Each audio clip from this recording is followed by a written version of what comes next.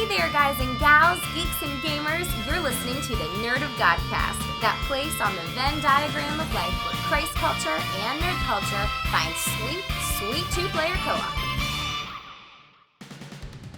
Hello, and welcome to your Nerd of Godcast, that place where Christ culture and nerd culture come together for some sweet, sweet two-player co-op. My name is Tony T. For the next few minutes, we're going to be talking about all the things that make us geek out and give glory to God. But guess what? I'm not going to be doing it by myself. I have got a very special band of miscreants that are going to be joining me tonight. A whole new group of faces and voices, and hopefully it's going to be a great experience, but it won't be the same without your voice. We'd love for you to join the conversation, connect with us across all the social medias on Facebook, Twitter, Instagram, and YouTube at Nerd of Godcast. You can visit our website at nerdofgodcast.com, or you can email us at nerdofgodcast@gmail.com. We'd love to chat with you, connect with you, and exchange whimsical animated gifs with you. If you also have time, swing by Facebook. We got a small group going on over there called the Nerd of God Squad.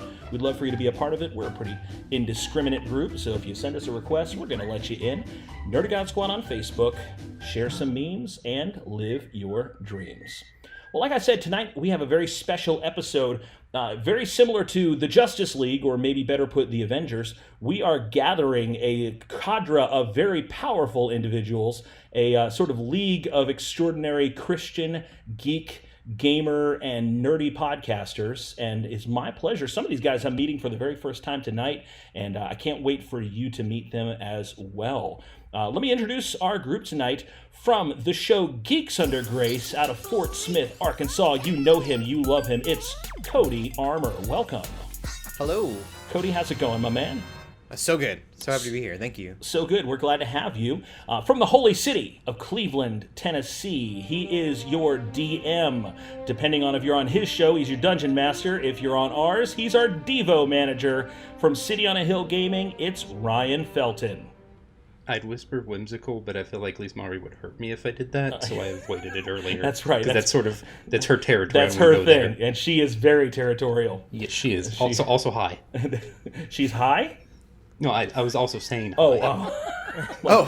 We are slinging accusations right out the gate, sir. Yeah. I do not know her like that. I'm making no assumptions. So probably this suddenly not. became an intervention. That's right. And you're definitely Somebody's off her Christmas card list now. That's entirely possible. New friend from the frozen wastelands of Wisconsin. You know his voice from God, Games, and Geekery. He is our guy, Lem Filyaw. Hey, how you doing? Did I get your name right? I'm surprised that you did. All I mean, the right. first one's easy, but last one, I get all kinds of things. Is Lem short for something?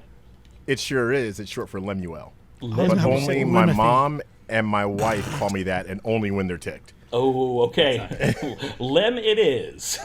We're not ticked at you, not yet. But if it happens, you'll know. You'll know. Yeah, You have armed us exactly. with a useful tool. Our friend from over at the First Geek 411 show out of Dallas, Texas, it is Cameron Franklin. Always last minute, never last place. I feel like I wish I would have thought of that. That was my club motto in college. What club? It was Omega Psi Omicron. We got second to last place a lot, but never last place. But never last place. Thank God for blue turtle shells. And finally, without a man who needs no introduction, from the West Coast, California, he is the Christian nerd. Welcome back to our show, Scott. By God, Higa. Hello, everybody. So nice to meet all of you. And, well, I've met some of you, but some of you I've never met before, and I'm very excited and honored to be here. Tony, so thank you for the invitation. I'm excited and honored to be here. Like, this is Also, to me... we missed Cameron's joke when he said, "Oh, I thought it was short for Lemothy," which is hilarious. It's in the recording. That's okay. Also, It's in Lem there. Tifer, and you're now the second Lem short for Lemuel that I've ever met in my entire life. Oh, wow. I Yay. know. Like, Well, I thought I would two- never meet another one, and here we are. Mark that day down. Whenever this comes out is the day that we're recording this, because That's right. History Yeah. has been made here. I have been called Lemothy. I actually have a friend that calls me Lemothy. And he's your friend, so I guess he can get away Yeah, with that's that. I want to comment on Tony's radio presence, which is amazing. Oh, my goodness. Right? yeah, no, I I listen to aspire. Tony's show or have him on my show, and I think, why am I putting up somebody who sounds like that next to somebody who sounds like this? It's not great for my ego. Yeah, or my heart. if you can't dazzle them with brilliance, just baffle them with baritone. That's what I got. All about Hold on, that bass. I'm about taking that notes. I'm taking notes. Hold on. That is literally Sample the them. only way I was ever to make it to any of my foreign language classes. I took Spanish, didn't know any vocabulary, but I could talk like Telemundo, and that was how I got through it. It was like Generalissimo. Las cucarachas entran, pero no pueden salir, and that was all I had. I volunteered at a church once, and the volunteer leader told us, say whatever you want. If someone asks you a question, you answer it however you think is best. And even if you're wrong, we will back you. And he was like, just make sure you say it with confidence. Say it with confidence. Don't leave any room for any kind of accusation of you don't know what you're talking about. Yeah, that's my rule for life, is just act like you know what you're doing, and most people will never call you out on it. So here we are, acting like we know what we're doing tonight. And that's a good summary. Yeah. That's It really is. So you guys are all podcasters. Want to hear a little bit about your stories? We'll talk about that in just a little bit. But I am very honored that you would take time to be here with us.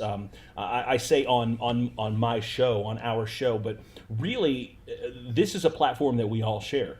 The internet, podcast, this is a tool and a medium that we all kind of have woven our stories and our individual voices into the tapestry. So I'm really, really appreciative that tonight we could kind of join together and spice up the sauce a little bit. So thank you. I am honored that you would take the time to be here with us. So let's get into this a little bit. Before we do, we'll start something that we typically do on our show from time to time, a little segment called What Are You Really Into, Man? Hey, man. What are you really into, huh? And we asked the question on What Are You Really Into, Man, of what have you really been geeking out about lately? What games have you been playing? What have you been reading? What has really been floating your nerdy boat? And we'll go down the list here as we will. We'll start with Cody. Cody, what are you really into, man? Yeah, I mean, kind of video games, movies, TV. Our podcast kind of goes around all of that because that's what we're all into. Sure. And I'm very much the same in that realm. Like, so I've been playing Skyrim a lot lately for the first time. So maybe First take my geek out time? away. Wait, never wow. played Skyrim Wow. before. For a 9-year-old game, and I'm not knocking you, but welcome to a Yes. wonderful world. Welcome to 2011. It was a great I'm going to year. complain about this everywhere I go, apparently. But I haven't played it. And then I was going to get it on the Switch because I was like, it's perfect. It's an old game. Switch is the perfect platform for it. It's still $60 on the Switch, which is terrible. Yeah. So I got it on PS4 for like $40. And it's just a staple $40? video game that I haven't played I yet. feel like you could get that for like 11 now. I picked it up for 20. it's expensive. And It's I need worth to it. start It's that at worth some it. point. They know their worth. So I'm having a lot of fun with that lately. I hadn't played Witcher 3 before either, so I played that, got into that. Skyrim was just like, well, if you like that, you like Skyrim. And Skyrim is basically Witcher 3 with Goat Simulator mixed in, I feel like. I feel like that's accurate. Yeah. That's very accurate. So I love Cody's like gaming mythos here of let's wait till the games are buy one get 4 free at GameStop, and then Yes. we'll pick them up. I play games on a budget, and then I play them to death. So I only get maybe 4 games a year because it's very much play that game until I can't anymore before I move on to the next one. Nice. Well, Platinum Skyrim, it is worth milking that thing for everything it's got. It's a And fantastic it will game. let you play it forever. It really will. Yep. Yes. Actual ever. For actual ever. I've played it on every platform it's come out on, and I never get sick of it. It's just one of those, I'll buy it, I'll keep buying it. They know it. That's why they haven't made Elder Scrolls 6, because I'm still buying 5. Right. Still buying They're like, Skyrim. you can make more mods, it's fine. That's right. I'll keep attaching lightsaber mods to the game on PC and running around like I'm Obi-Wan Kenobi. It's fine. Exactly. I've done it more than once. Once they threw down in Skyrim the space core from Portal 2, I just said this is just the most beautiful game universe that I've ever experienced in my life. Totally worth it. So let's see, Ryan. Ryan, what are you geeking out on, man? What are you really into? This past weekend was socially distanced Pokemon Go Fest. Okay. So Pokemon Go Fest, they've been doing since 2017, summer 2017. Sure. But it's always in Chicago Yeah. or another country. And Ryan don't like airplanes, so Ryan's never been to Go Fest. But this year, because of COVID, Pokemon Go Fest was wherever you were. Nice. And I spent, we won't say how many hours, over a stretch of 2 days playing entirely too much Pokemon Go, and it's maybe the most fun I've had with the game since release in 2016, Wow. and I've not played as much as Nick has over that time span. Nick from our podcast Yes, he Nick loves that 3D game. printed a device so he could hold 2 phones in his hand and play at once. That's He's dedication. very serious That's about respect. it. That's huge respect. But So that was my weekend. Do you guys still play Pokemon Go? Have you played Pokemon Go? Is this your jam? Daily. Daily. I play daily. I have it on my phone. I played it for like a week, but I had been playing Ingress, which is the same creator. Yeah. Before Pokemon Go had come out, makes me sound super hipster. When that was in beta. Before- I liked Cool. it before it was Pokemon Go. Before it was Pokemon Go. And so you get to level 8 was the max then. So I was one of the best players, but really, like, anybody could be the best player if they spent 2 weeks on it. And so it got really demanding, and people were like, you need to come out and play, or we hate you. And at like middle of February, I just couldn't do it anymore because it was freezing cold, and they were like, we need to go to this college and walk in circles for 4 hours so we can all farm the gear for the game. And so Pokemon Go came out, and I was already burnt. I couldn't do it anymore. See, now I was really big into Pokemon Go. We played with our friends, we played with our family for years. And probably about a year ago, we just sort of dropped off a little bit, didn't really check in every day, let it go. And I tried to get back into it. And now there's so many new things and new rules. I'm like, It's like sleeping through a year of math class in high school. Then you try to come back and you're like, no idea what's going on now. It's the train has left the Start putting station. letters in it. Why am I'm solving for X? What is the sign? What does that mean? Listen, no joke. The other day, we're doing work at our church. I'm designing a stage, and I have the measurement of an angle and the measurement of an angle, but I've got to find the measurement of the third angle. And I'm going back to 10th grade going, what is that? Is that A squared plus B squared? equals Or am C I trying to squared? find like the sine of the cosine? Like what? I felt like calling my 10th grade math teacher, Miss Pruitt, and apologizing to her for telling her with such certainty I would never use this in real life. The trick is to just get good at Excel. And Excel just does all that for you. The trick is I married an accountant, so I let her do it for me. That's even better. Cameron, Big brain plays. what are you geeking out about, my man? Oh, I skipped Lem. Sorry, Lem. That's okay. That's okay. I'm the guy that'll sit quiet and then talk your ear off. So. Talk my ear off, my friend. Tell me what you're really into. I am into gametography. Explain this. This is a word I've never heard before. Okay, so gametography is. I have a friend of mine who says it's fancy creative screenshotting. Okay. So whether there's a photo mode in a game or you figure out how to hack a game to get your photos out of it. Wow. I do in-game photography, and it's a blast. So I'm playing Ghost of Tsushima right Yes. That's the one I was going to say, yeah.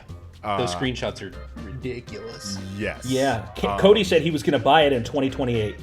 So Yes. That's about a to good come one. out. That's a Can't good wait one. to You'll play. get the third DLC. Also, Last of Us 2 is actually pretty good for that. My challenge there is to get images that are beautiful out of the grody. wow. So, and then I'm gonna probably try to use that as an object lesson. So this is like something that I would go to legitimately. I would go to an art gallery and look Yes. at well done creative screenshots from games, because not only is there a compositional aspect to it, but for a gamer there's a nostalgic aspect to it. I mean, you really feel like I've experienced that. I know that moment. I see this picture and I can feel, especially with a game like The Last of Us, where you're just in that scene and you just feel the agony of those moments. There are a ton of games, and this is why I never finish a game. I get made fun of by my community that they're like, you will never finish any game because a new game comes out with a photo mode and you're taking photos in it. 2 games that I got, and I've never done that before, but 2 games that I really did get really caught up in taking pictures in was Uncharted, the most recent Uncharted, which was one of the most beautiful games I've ever seen up at that time, and Spider-Man. Oh, Because they just indulge you with the filters and the frames, and they just went all the way out to make it a great experience. Do you have an Instagram or anything like that where people can see your oh yeah. It's Bad Gamer Elite. Bad Gamer Elite? Very cool. Now you keep a low profile, and kind of stalking you and trying to track you down. You don't use your name on social media a lot, and you wear masks on social media a lot. It's like very enigmatic. I'm surprised that you're joining our Zoom conversation tonight, even with the camera on.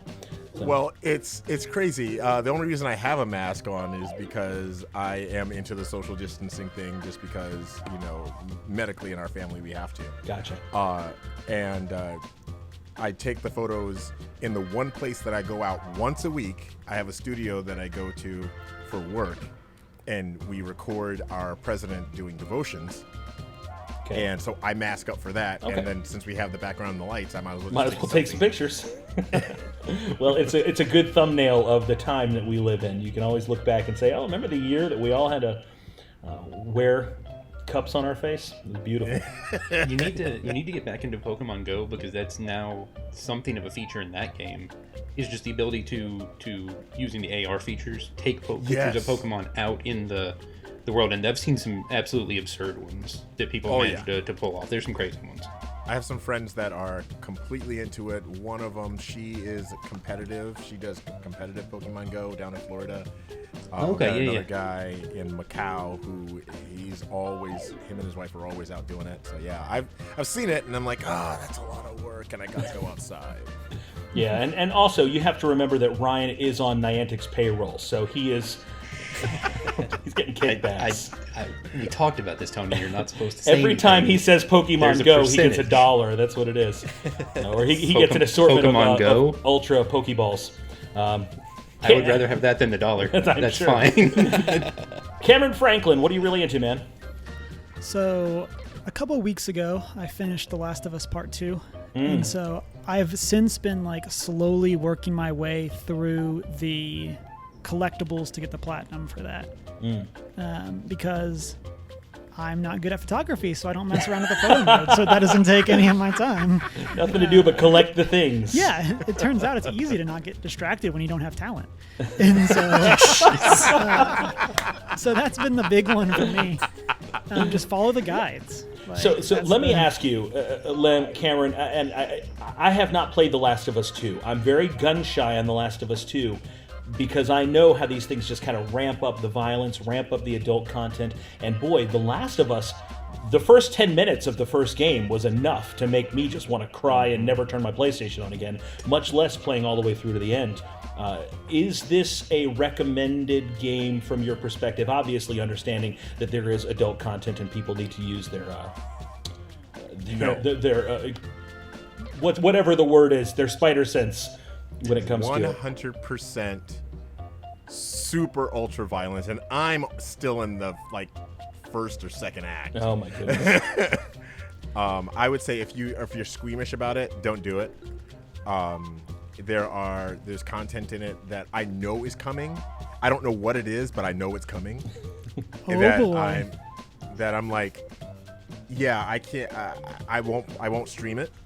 But one of my friends invoked what we call Bad Gamer on Demand, which means if they buy a game from me, I have to play it. Okay. And I have to do something on stream with it. So what I do is I play it off stream, and then I go back on stream, and that's when we do gametography. Okay.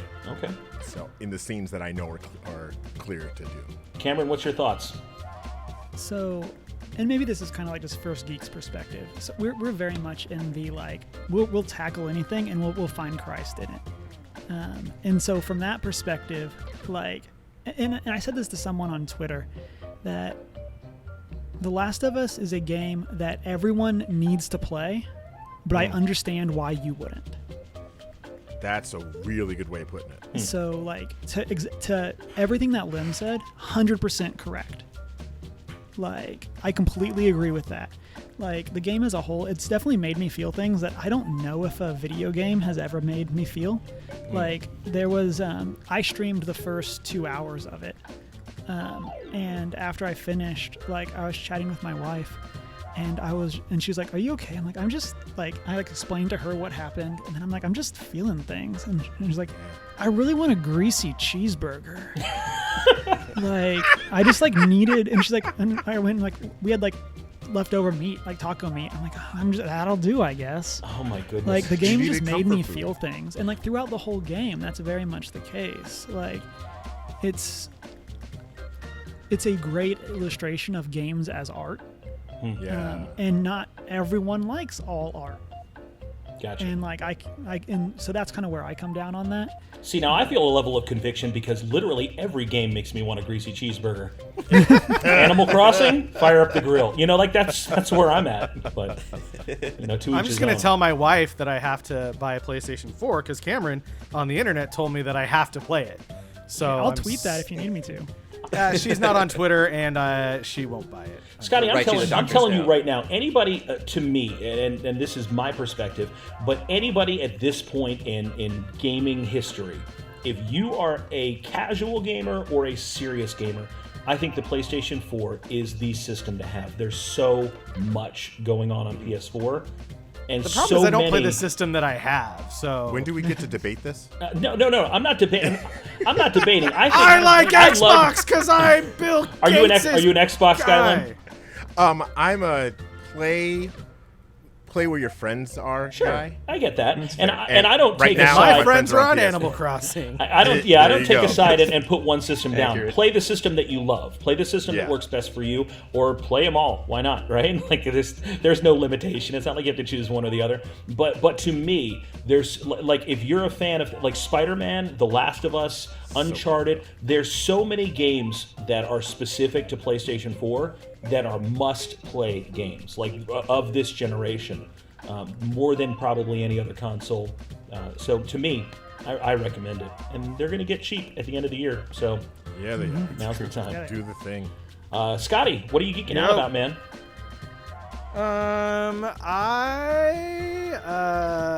Just Preface, Scott has a newborn baby, a 1-year-old baby, literally a 1 year and 1 day old baby. So that's mostly what he geeks out about. Just Yeah, I'm giving him an out here. over any amount of sleep my son will let me get because he's a year old and still hasn't managed to sleep longer than 4 hours at a time, and that's like his extreme. Usually it's about 2 hours every. I'm loving Dora the Explorer right now. No, we're Really geeking out over Doc McStuffins. Oh no, we're way past Doc McStuffins. Come on, guys, get in the game.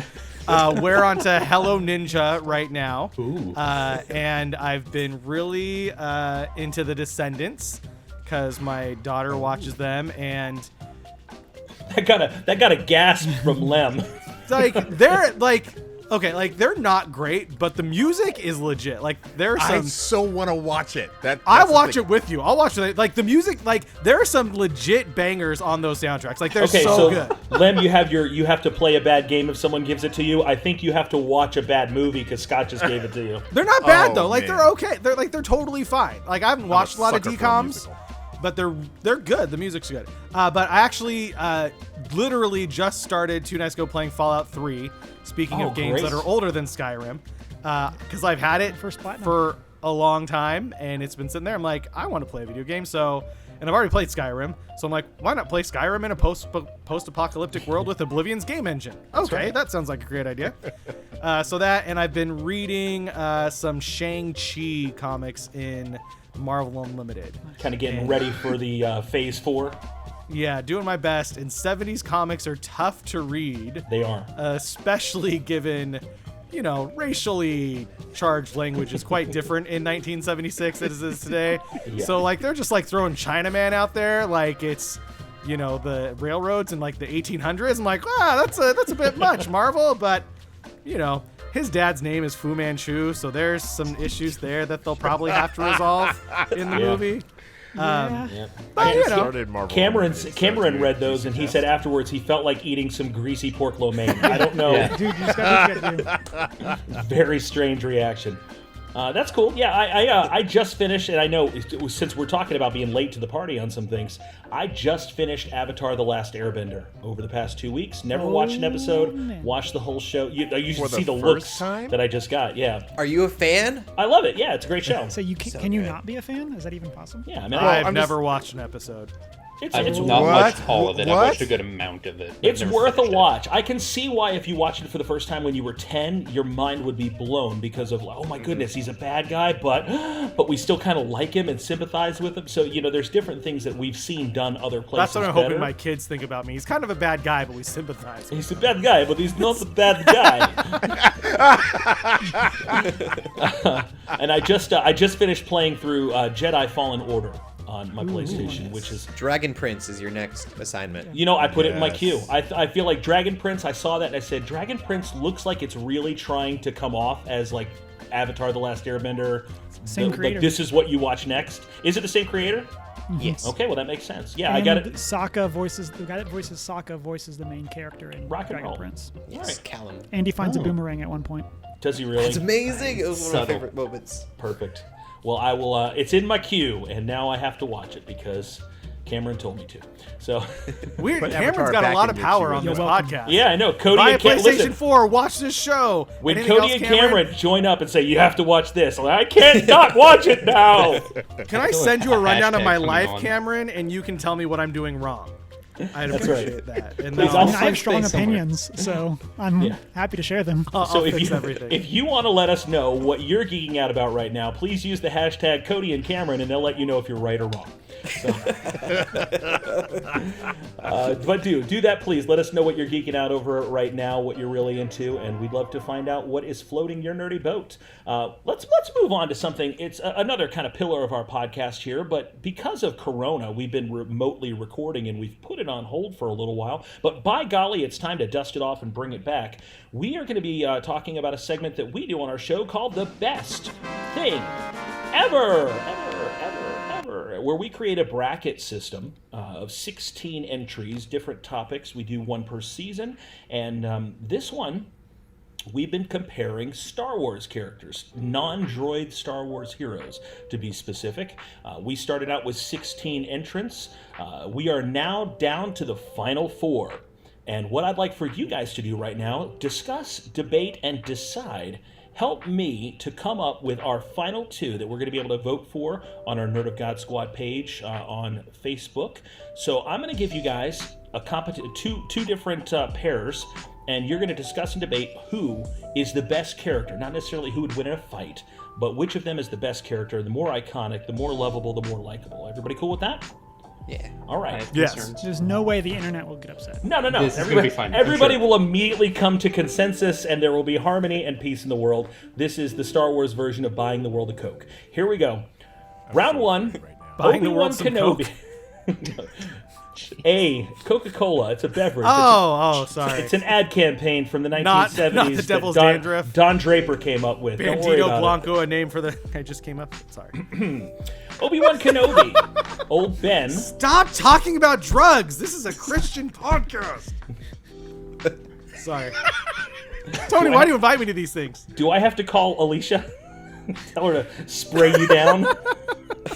I'll just mute this. I'll bow out. Can we get Clara back in here and just sub you in? Just saying.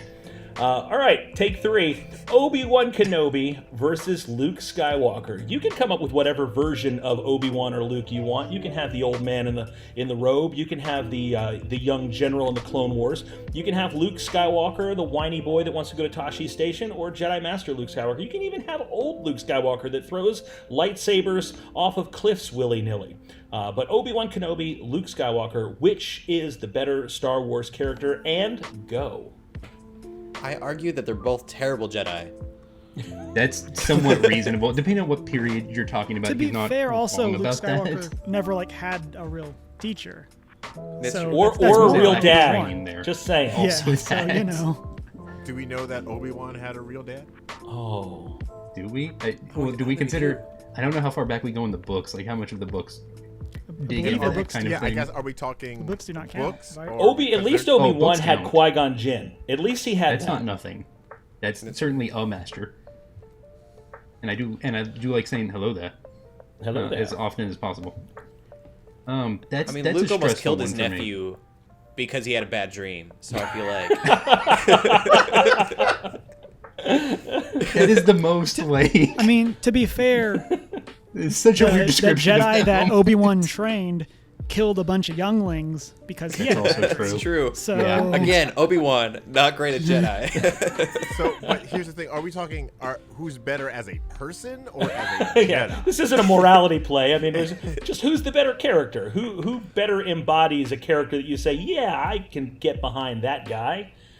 So at one point, I think the discussion was who's the better hero. That's how I was treating this poll originally. Sure, yeah, Was that's who's fair. who's the better hero? I think if I'm having that discussion, in my mind, Obi-Wan is the better hero. Why? Because Luke, to me, Luke has this big break where he just kind of falls off and he gives up. I mean, And he comes back, but in my mind, the hero doesn't give up. So Didn't And I admit- Obi-Wan, Obi-Wan So, yeah, also wouldn't old be- Ben, give big up? break. yeah, just chilling on Tatooine as a crazy guy for. But to Old me, man. he's still doing his job there. If you read the comic books, Like, he had he's all still kinds of he's adventures still- on Tatooine yeah. during those 20 years. We're gonna hope. Okay. I hope we see that show with Ewan McGregor. So help me, I hope we see that show. Yes. But to me, he's still serving a purpose at that point because he's still there to protect Luke. Yeah. Kind Like, of a I mean, he has half the whole- stalker, half babysitter. Right, somewhere Could in have between the protected two. him by Don't not overthink giving it. him to the one person that's actually biologically related to him. Correct. The person who wants to kill him's home planet. Yeah. I mean, look, don't overthink the details. He could have changed the baby's last name. Just saying. That's also fine. That would have been a possibility. I'm just saying, at least Bail Organa had that much going on. I mean, That's true. but I'm still always nobody gonna wants to choose see the Obi-Wan. story of Luke Lars. That's not I'm with great. Obi-Wan. No, it's not the same name. No. I think I'd rather watch more Obi-Wan than I'd want to watch more Luke Skywalker. Okay. I think I Luke, also say it selfishly because I have Obi-Wan winning my poll. Oh, okay. Well, Oh, I have Obi-Wan winning my bracket, so I'm saying this you've somewhat got it. selfishly. All right. All right. I think Admittedly. it's It's easier more to identify annoying. with Luke since he starts as just this whiny, pathetic kid on Tatooine, like dreaming for the stars. So I think his hero's arc is much more complete. Like we see the whole journey where we sort of catch Obi-Wan already there, already kicking Darth Maul's butt, and so I think it's easier to identify with Luke because we've all had that feeling of looking up at the stars and wondering like, what's my destiny? So I think it's easier to identify with Luke as a whole because his beginning can mirror ours, where is I've never chopped Darth Maul in half. But didn't Luke start off as that whiny, self-absorbed person and then grew into an older, whiny, self-absorbed You person? went full circle. You either die the hero or you live long enough to see yourself become the villain. Right. That's the question. All right. Well, let's put this into words here. So, Cody, who's your vote? Obi-Wan. All right, Cameron, Luke. Lem, Obi-Wan. Ryan, Hello there. Obi-Wan, Scotty. I was gonna go to Taji Station because of power converters. Oh my goodness, I was gonna go with Luke. So I think that Ooh, we tie. have a tie here. Oh my goodness. If I remember my show history correctly, you call Lindsay Cannon now, correct? I think that's what I. I think what she's I supposed need to solve do. this problem for you. Yeah. Okay. So I'm gonna call my son. Call my son. Technology is awesome. We're gonna see how this works out, and I'm gonna call in a second party here, a third party. Is he like in the house with you right now? He is. I could call Clara up here, but she's. Yeah, Hey, can you please come to the gallery? yeah. Thanks. Your room you're in is called the gallery. It is. It's literally my art gallery and action figure gallery. Yeah. Oh, wow. You should have told him to That's put some fancy. pants on first. No, he'll. Hey, Christian, how's it going, man? What's up? Welcome to the show, the Nerd of God Kid. Christian, what's going on? So we have a vote. Nerd of God, man. The Nerd of God man, that's right. We've got a vote right now, and it is split down the middle. Which Star Wars character is the best hero? Obi-Wan Kenobi or Luke Skywalker? Wait, are we talking about regular or like when you add on the sequels? Let's just say everything. The whole gamut. Total mundo. I'd say Luke because when Obi-Wan was chosen to train Anakin, he was clearly not ready, and like Luke got ready like faster than like a lot of the Jedi. So Okay, all right, fair enough. All right. Clearly, he's not including Clone Wars. Clearly, he's not including Clone Wars. No. That's fair. Thank you, son. All right. Well, the tie has been broken. Luke Skywalker moves forward as a final in our best thing ever. All right. So here's the second matchup, and this one just got decided a few minutes ago on our Nerd of God Squad page, and this is Han Solo versus Yoda. Han Solo. I mean, he would definitely lose in a fight, but Yeah. Thankfully, it's way not cooler of a character. he's not wagering the soul of the city on a fist fight with I'll go opposite and I'll But say he would. Yoda. Yoda. Yeah, he would. No, that's true. That's how he got his ship. I'm always going to prefer Yoda because Yoda's one of the things I remember most from when I saw him originally. When I was a kid, Yoda's the kind of thing that sticks out to me. For sure. I As just being remember, very I love you. iconic. I know. That is a fantastic moment. Han Solo has a lot of fantastic moments. Han is the guy who makes them, but Yoda does too. Remember, Yoda's the guy that's like, pulls the X-wing up out of the swamp. He's like, I don't believe it. That is why you fail. That's 900 years old you reach, look as good you will not. Yeah, exactly. I'm golly gee Bob howdy. I am partial to Frank Oz. I love some Frank Oz. Right on. I mean, everything he does, I watch the Blues Brothers beginning on repeat. It's fantastic. However, Han Solo has been in the story more and more often in the films than Yoda has. So he holds more screen time. Okay. And I think he turns story bits more than Yoda does. Now, Yoda, yes, he trained Luke, but how many other people has Han influenced? Directly influenced. Yeah. If you look at the current trilogy, he's influenced more people in the current trilogy. And then I don't think they made a Yoda movie yet. They were going to. But they made a solo. Well, they were going to, but they made a solo movie. And I think it was the solo movie that made them choose to not make the Yoda movie. Hey. The power of Solo. That's right. Oh, awkward. He influenced an entire movie production studio to not make any more movies. We're gonna exactly fall back Disney Plus. That's what we're gonna do now. Yes. Thank goodness for The Mandalorian, keeping Star Wars alive single-handedly.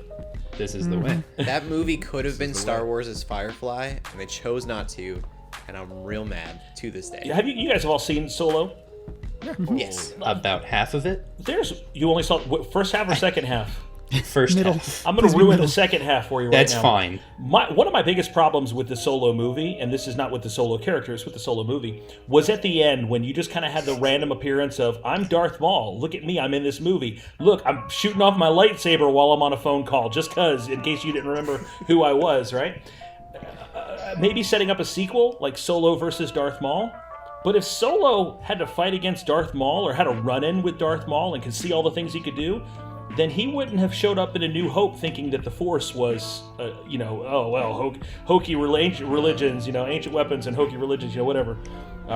So anyway, that was my problem with that. I think a lot of the Star Wars sequels fundamentally don't understand the Star Wars universe. Thank you for coming to my TED Talk. That's it. The Tony Talk. Tony Talk.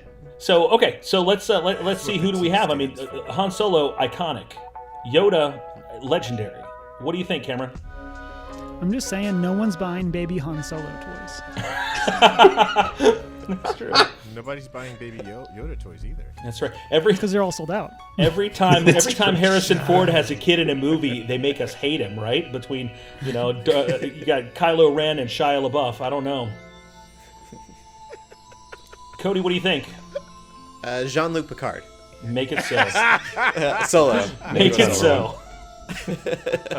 I don't understand how we jump from one to the other, but when in doubt, the answer is always Jean-Luc Picard. Yes. Solo. Han Solo. Han Solo. Lem, what do you say? Oh, 100% Solo. Solo. Ryan, you said Yoda? Yoda. Scotty? Han Solo. I say Han Solo. And the reason I say Han Solo, and I love Yoda, the reason I say Han Solo is because I think Han Solo provoked more people imitating the Han Solo archetype. Not that he wasn't a rip-off of Flash Gordon and the others that came before him, but a lot of other characters have tried to pull off what Han Solo pulled off and not succeeded. It's the ears, though. That's really what makes it hard. It's hard to do that Yoda. That's true. That's true. But Yoda is one of my favorite of Frank Oz's characters, of the Muppet characters.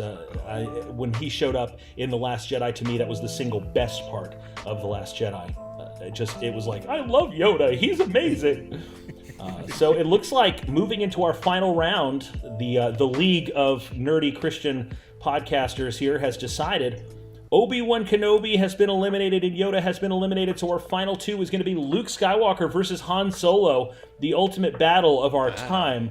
Which of these is the best thing ever? You can join us on our Facebook group, the Nerd of God Squad, and vote. We would love to hear what you think. Give us your arguments. Let us know who you think is the best thing ever.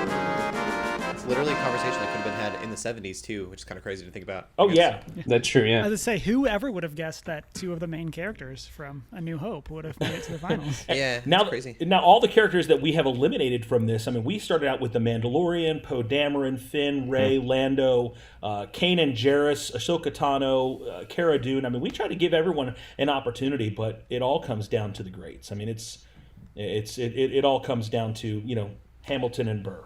So... Well, no one argues Captain Kirk versus Jonathan Archer, right? Like, it's always That's true. Captain Kirk versus Picard. When if you don't have Han Solo, and for that argument at least, if you don't have Han Solo, you don't have Chewbacca. And I love Chewbacca more than I love almost anything in Star Wars. So I can live with that. All right. Well, Han Solo exactly. would Thank not you, Scott. throw away a shot. He would not throw away a shot.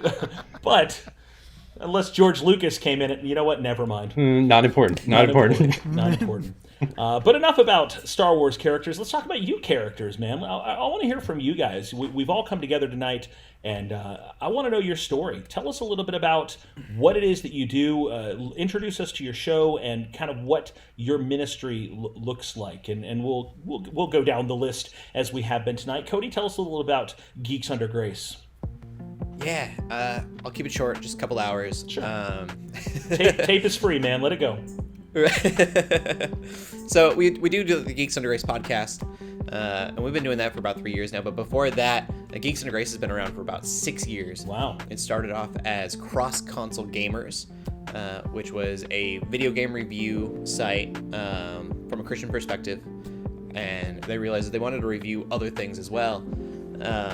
And so geeksundergrace.com came about, and that's what it started out of as, is this like just a review site that wasn't judgmental, but it wanted to make sure that it was hitting all the spiritual content and guide pieces so that people could discern for themselves.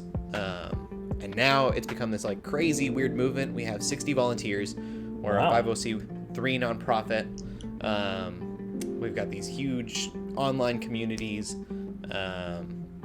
We do, one of my favorite things we do are Bible studies based on movies. I think it was Cameron mentioned taking, art and trying to find, God's word woven out through that, which is exactly what we do with those studies. Our first one was for Logan, which is rated R, and that was really cool to kind of see the controversy a little bit of like, it's a rated R movie, you can't do that, and we're like, watch us. We were able to, pull something really great out of it. It was really cool to see. God's just been moving through it. It's been insane. I was more offended by seeing Hugh Jackman's buttocks in Days of Future Past than anybody who got killed in Logan. Well, that's cool, yeah. And I will say this. I mean, I know this is not a competition. We're all in this together. But I've said it publicly before. I will say it again. You guys have the best podcast theme song that I've... It makes me happy every time I hear it. I will download your episodes, just listen to the theme song, and then delete them. That's what... Hey, that counts. It counts. That's what I'm saying. Just leave that long enough so it clicks. It really is awesome. And you guys do a lot of really cool ministries. I've had some people that have, I think, gone to events with you guys, if I'm not mistaken, where you've gone to different conventions and done some different outreach stuff like that. That's fantastic. Moving down, Ryan, tell us a little bit about City on a Hill Gaming. So City on a Hill started about 2.5 years ago. We're a Dungeons and Dragons podcast, which is a weird thing to necessarily say from a Christian perspective. Yeah, because that's how Satan enters your rectum. Exactly right. That's the 1980s. That was a time. So more or less what happened. Tom Hanks kill himself. Was it? I don't know. It's going to be bad. So more or less what happened was I used to listen to a lot of what are called actual play podcasts. You really got Scott with that. Thank you, Scotty. Thank you. Really got Scott there. So an actual play is just literally that. It's a group of people playing whatever game together. And the issue I ran into is that they just have an abundance of terribly inappropriate language in them. And I had gotten to a point in my life where I had felt really convicted about my language. and was trying to stop using all that language, but I absorb things really easily, and they come right back out of me. Tacos, bad cuss word, things like that. Whatever the case may be. You should never play The Last of Us 2 then. I'm just saying. No, it's gonna be a bad idea. So many greasy burgers. So many. I do not need that in my life. But in an effort to kind of change the content I was consuming, I went to look for actual plays with no language that were done by Christian groups, and found nothing. I found family-friendly ones with no language, but none that had sort of at least some kind of faith-based undertone. Redemptive content. Right. Sure. And so in sort of the Guy Fieri diners, drive-ins, and dives mold of, we couldn't find the restaurant we wanted in our town, so we started one ourselves. Oh, nice, yeah. I couldn't find the podcast. Why is no one making Mediterranean food in Cleveland, Tennessee? That's not true. There are several people that do that here, but that's beside the point. So we did it ourselves. So that's what I did. I was like, okay, we're just gonna do this. I kind of felt God push me. I'm like, we're just gonna go in. I contacted a couple of my friends. I was very straightforward. I was like, this is what I want to do. Zero language, heavily limited violence. A lot of the things you should see in a D&D game, we're going to take out and not do any of that. Sure. And try and be as intentional about the family friendly at the very least as possible. And it's been a weird journey of kind of making that happen, but I've had nothing but dope people who were willing to go on that journey with me. Nice. About being as intentional as possible about that kind of content. And it's been a weird 2.5 years, but we're still going, and I'm enjoying it. It's interesting, but it's a weird space to be in. Well, now because it's Christian D&D. I've never played. I had never played Dungeons and Dragons as a Christian. I'd played it kind of prior to my conversion as a young teenager, and I was always, under the idea that, well, that's incompatible. It was a big roadblock for me getting into playing a game which I thought could be a lot of fun, but just everything in it, you kind of got to filter through it so much, and it's hard to find something that I thought was, compatible with sort of a faith-based discretionary palette. But I love how you guys do it. It's great. It's engageable. It's fun to listen to, and I've gotten to be on your show one time and play along with you, and I thought it was fun. Scott and I played together. So with unfortunately, and I screwed it up. Yeah, that never aired. That never aired, but we know we treasure that in our heart. We'll make it up one day. Yeah. Dungeons and Dragons are the friends we made along the way. It's true. Lem, true. And I'll kind of take a quick aside here. Lem, I just saw your tweet. If there comes a point where you got to buck out of here, because I know you got a busy dance card. Oh no. Okay. I'm staying. This is why I told them that Gotcha. I'm going to be late. I just want to make sure that we're honoring your time, because these things tend to spill over. So. Way more important to be here. Right now. Cool. Respect. Lem, tell us a little bit about your podcast, which I just discovered this week. This is something brand new for me, and I just started kind of gorging myself, because they're nice, bite-sized podcast episodes. Most of them are like about 5 or 6 minutes, which I was stunned that they were that short, because I felt like you squeeze so much content into them. You have guests. I mean, it's remarkable. God, Games, and Geekery. Tell us a little bit about what you do. I work for a company or an organization, Life Promotions, and one day we were talking about the content for the winter youth retreats, and I said to the director, or interim director at that point, now he's the director, I said, I want to do a gaming workshop. Okay. He said, how would you do that? And I said, I'd call it God, Games, and Geekery. And he said, what is it about? And I said, God, Games, and Geekery.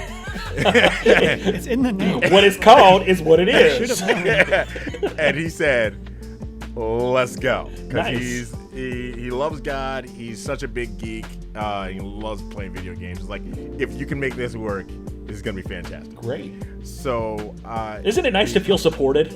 Right? Especially in an organization where there's not a lot of geeks in the organization. Wow. Over the past few months or so, some of the closet geeks have come out. But we're converting them. Yeah. The resistance is futile. The ladies in bookkeeping now have Twitch accounts. Nice. So, It was one thing that we noticed going into it is we were like always about geek culture, and it was always like we got to figure out how to bridge the gap between this like Christianity and geek culture, and we started to realize that it's just pop culture. Yeah. And people aren't really like thinking about it, and we're like, you watch Avengers movies, like you're watching superheroes, and Exactly. you know, like video games are like one of the highest, like everybody plays video games. Is it a generational thing? Is it because the adults now grew up with Nintendo Entertainment Systems? Was it something like the MCU that sort of hyper-injected comic book culture into the mainstream? What do you think caused nerd culture, in the words of Ben Wyatt, to become part of the zeitgeist? Yeah, I don't know. I would say it's probably a generational thing. Yeah. And I think we're to a point now where we never have to let go of anything. Yeah. And everything, even old, is achievable. And they're running out of so many ideas. They're just redoing so many things. It brings so many things back forward, puts them back, like you said, into the zeitgeist. People are looking at them again. They're consuming them again, and you just kind of, it spirals from there. So Lem, where did it go next? Then you have this concept, you have this mission, and then you do what with it? So after the season was done, I said I want to do more with this because the director came to me and said, what more can we do? Because your workshop was the most popular one this season. Of course it was. Oh, man. So we need to do more. And I said, well, I could do a podcast, but I don't have the time because I'm doing all the video for the organization and I'm doing other things for the organization. We need to make them short, just devotionals. Can we do devotionals, but conversational sometime? And he was like, you do whatever you think is great. And the first two, I had to write out the first two and hand them to our CEO so he could read through them. But instead of doing that, I read them how I would say them on right. In the podcast. Oh, doesn't that communicate it so much more richly? Oh, absolutely. Yeah. And he was like, I would change this to say, well, in the Bible it says, and that's it. You're good. Go. Good, nice. And after that, it's just been a process of recording them, sending them off, and getting go ahead with that. That's cool. You know, every now and then I'll get now I'm writing them again and putting them out there for them to read, and I'll get you could dive deeper into this, but we know we're trying to hit that 5-6 minute mark. So our podcast producer has asked us to do a long form. Nice. We're just special. We want you to do special episodes, just long form special episodes, and so we're decided every 25 we're going to do long forms. Very cool. Well, your show is very digestible, and you come from someone like me who, if I'm left unchecked, will hit the 2-hour mark every week. But I work very hard to keep it closer to 1. But that was great because I found you, and then I was able to just sort of binge it, and it really is. It was very encouraging. Really, really good. How long have you been doing it? We are on week 18. Did you ever podcast before doing this? Not necessarily on my own. I was part of a podcast network called Res TV, and they taught me a lot about podcasting and about and streaming. So I had been doing streaming for a while, and then a friend of mine started Sound Maiden Podcast Network, or podcast company, and I said, if you ever want to have a geeky Christian podcast, I'm your guy. And she's like, you better get started now. Nice. Nice. And you say geeky Christian, and here we are kind of around this table here, but that's a strange hybrid. That's a strange cross-section of society. In all these podcast things that you read, how do you market your podcast? Well, you find your niche, find the group that you're targeting. And it seems like this is a very, it's like bullseyeing a womp rat and, your T-17. It's a very, very small target. But once you find that cross-section, they're a ravenous culture. They love to be encouraged. They love to see this crossover. So that's awesome. I'm glad that you had a great impact on those students through your sessions. That's really great. Oh, yeah. It was so awesome. And I'm finding that there are more and more artists that are saying, "Oh yeah, we play video games. We love video games." Yeah, that's so cool. So that's good stuff. Yeah. Video games are part of the culture, and I love how we can redeem them for the Lord. Cameron, First Geek 411. I always want to call it One Geek 411 because that's the way you describe your social media stuff. Yeah. We made the mistake of getting one ST Geek 411 for our email, so then we feel like we have to clarify the difference between those, and we as Christians understand like the Bible reference of First Geek 411 like being set up like with the colon and as like a Bible verse. Right. But to people that might be listening that aren't Christians, that's not as intuitive. Mm-hmm. And so so we started in January of 2017. My best friend Chris and I, and it had come out of a conversation we had at PAX East, technically the previous year in 2016. And the idea that in Christian culture as a whole, there's kind of two different ways of doing things when it comes to like a subculture.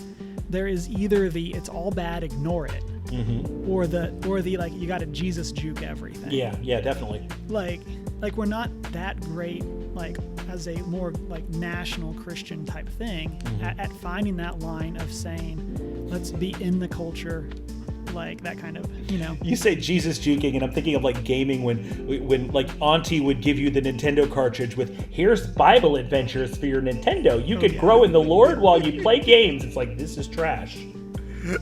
Yeah, so I think of that with the idea of like having a younger sibling and you give them the controller that's mm-hmm. not plugged in. And so, so we kind of came out of that. And like I said, when we were talking about The Last of Us, we kind of came out of that idea of like, what if we said people are watching this or playing this within reason, of course, and like we want to say, well, let's be part of that conversation. Sure. Like, let's not shy away from the things that are happening at companies that need to be discussed in terms of how they're treating women. Like, let's talk about it. Let's not shy away from the death threats that actors in The Last of Us 2 have received for their roles. Like, let's talk about that, and like let's have that be our conversation, and let's tackle it as Christians. Now, that being said, we also rated our top 3 sitcom duos on our last episode, so it's not all like crazy heavy, but like, but we came at it from that conversation of like, well, what can we learn about our faith in Christ from an example that we've had before is the Chilling Adventures of Sabrina, which is definitely not the most like Jesus-y, church-appropriate show. No, I can't watch that. I'll have bad dreams. Yeah, but there's some very interesting lessons about faith. Now, that might not make it worth watching for everyone, of course. And I'm not advocating that everybody does that, but that's kind of the idea of where we come from. Gotcha. And our idea was to be a geeky podcast for Christians that isn't preachy to non-Christians. Yeah, nice. If that makes sense. Yeah, it does. And meanwhile, I'm over here feeling like, oh gosh, I'm still the guy that hasn't even watched Harry Potter because wickedness, you know? For what it's worth, I haven't either, and I support you completely. Thank you very much. I also have to say I met my wife through my podcast. Yeah, so. That's right. That's actually pretty dope. I remember like... You married a listener? That's like a youth pastor marrying a former student. That's awesome. Well, to be fair, I brought her on for an interview. She had gone to a Star Wars convention. And I brought her on for an interview, and she was a very good fit for like our conversational style. And your life. Yeah. Checkmate. I remember watching it. Got him. I'm like, oh, these guys seem to be really close, Cameron and Deanna here, and it's like, oh, they got married. Well, there you go. There you go. Listen, man, you got to fish. Baller. You got to fish in the pond your boat's on, I guess. I don't know. Knows, baby. And even through that, like one of the cool things that's happened is like my wife is no longer on our podcast, but like she now has a podcast that kind of has that same idea, but it's focused on like the Disney side of things. Yeah. And their Faith, Trust, and Pixie Dust. Get that plug in. But hold on, let me write that down one more time, please. Faith, Trust, and Pixie Dust. It'll be in the show notes. Yeah, and it's that same type of idea of like having those conversations, and of course, it's a little bit more family friendly when you make the cut to Disney versus the Chilling Adventures of Sabrina. Right. But like there's still room for those conversations. Unless they watch The Princess and the Frog. That's just a dark movie. Dark movie. Well, let's round the corner to Scotty Higa. Tell us a little bit about the Christian Nerd. You are the Christian Nerd. Because I got the domain first. Now that you have successfully eliminated Ron Offringa, you are the Christian Nerd. Some guy in Canada, like, texted or like sent me a message like, I don't know, a couple years ago. It was like, yeah, I know you've got the Christian Nerd, but I wanted that, but it wasn't available. So can I have christiannerd.com? And I said no, and then I bought the domain really fast. So you couldn't have that. They made a mistake of asking. I know, it's right. I appreciate it. I'm like, nah, let me go get that one. So the Christian Nerd started in 2011. So I'll be celebrating 10 years. It started originally as a blog. Mostly because I'd graduated from seminary and I hadn't read or written anything in 4 years, and I didn't want to lose those skills. So I thought, and I still could maybe write a book someday, but I thought, how am I going to write a book if I can't write a blog post every day? So for close to 5 years, I wrote a blog post Monday through Friday every day for 5 to 6 years. That sounds exhausting. Yeah. It was a lot of content. And then in 2015, like Tony said, we started the podcast, The Christian Nerd, with my friend Ron Offringa, and we did that for about 2 years. And I was still writing, so we were recording an hour-long podcast on the weekend, and I was still writing a blog post Tuesday through Friday, still writing throughout that time. And then Ron and I went our separate ways, totally amicably. And then The Christian Nerd came back as basically a 20-minute discussion of whatever's on my heart or my head, and kind of like with purpose. I just kind of like the way I view social media. Like, I don't want to post anything on social media that's not encouraging or entertaining. And so if my podcast can be encouraging or entertaining, then I'll go with that. And lately, since it's just become a one-man show, I basically just process my own neuroses on a microphone. It's like we all get to be Scott's therapist for kind of. And so like, and you know, like just like I'm a pastor. I preach regularly, and so a big part of that is just being open and honest in the pulpit, because I think that helps you connect with the people in the congregation. Yeah. And so I've just sort of applied that to podcasting. That there's no veneer. There's no, what's the real Scott like? I've met people in real life who have listened to my podcast pretty regularly, and they basically know me as well as anybody else, because everything I talk about are all the things that I'm thinking about, feeling, wrestling. Like, I woke up, I sat down to record my podcast, and I tried writing to say something about Jesus, and I couldn't think of something to say about Jesus. And so for about 3 minutes, I freaked out and wondered if Jesus had abandoned me. And so then I talked about that for 7 minutes, because I thought maybe somebody else has this fear that Jesus has abandoned them. And so, yeah, it's basically, this microphone right here is basically turned into my therapist. And it's a lot cheaper, and it's on the internet. So I don't know if that's good or bad, but yeah. Well, so that's what my show has turned into as it's evolved. It really is relatable. You mentioned things, and I'm just like, oh my goodness, I'm so glad that I'm not the only person that's going through that. Scott's is probably the first other Christian Nerd podcast that I found and listened to, and I definitely appreciate his friendship. I can vouch for the fact that what you hear on the show is what you get in real life. There is no error of changing. The good and the bad. There's not a lot of difference there. It's a California in whom there is no guile. So what are the challenges? Just kind of open to anybody, like in what you do, in communicating the gospel through the filter of nerd culture, or communicating nerdy stuff through the filter of the gospel. What are some of the hard things, the difficulties that you've run up against? Scheduling a half dozen adults at one time. Oh my goodness! You know how hard it was just to get you guys here? Oh my! I almost gave up. For me, it's been for our show, because ours is so much more of us just playing a game together.